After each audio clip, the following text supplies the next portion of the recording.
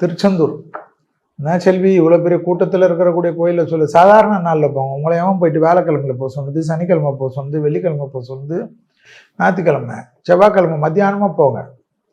எல்லாரும் சாப்பிட்டுட்டு தூங்கியிருப்பாங்க. நைஸாக முருகர் சும்மா இருப்பார், போய் பார்த்துட்டு ஓடி வந்துரு.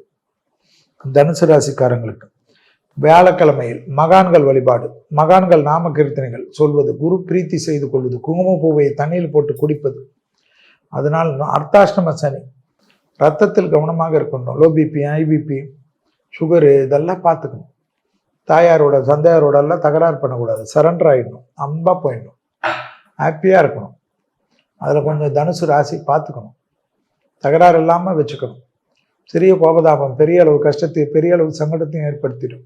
புரியுதா தனுசு? அதே சமயம் தொழில், உத்தியோகம், வியாபாரம், வார்த்தைகளுக்கு மதிப்பு மரியாதை ஏற்படுவது, சுபவிரய பிராப்தம் ஏற்படுவது, அசையாமசா பொருள் சேர்க்கை ஏற்படுவது, உள்ளூரில் வீடு வாங்குவது, வெளியூரில் வீடு வாங்குவது, வெளிநாடுகளில் வீடு வாங்குவது, கடல் கடந்த பயணங்கள் மேற்கொள்வது, பிள்ளைகள் விஷயத்தில் அனுகூலங்கள் ஏற்படுவது.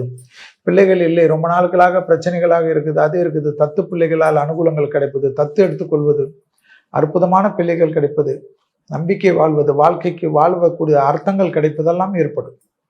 ஏனென்றால் லக்னத்துக்கும் நான்குக்கு உரிய குருவானவர் 8ஆம் இடத்தில் ஜூன் மாதத்திலிருந்து வருவார். அதையும் ஞாபகத்தில் வச்சுக்கணும்.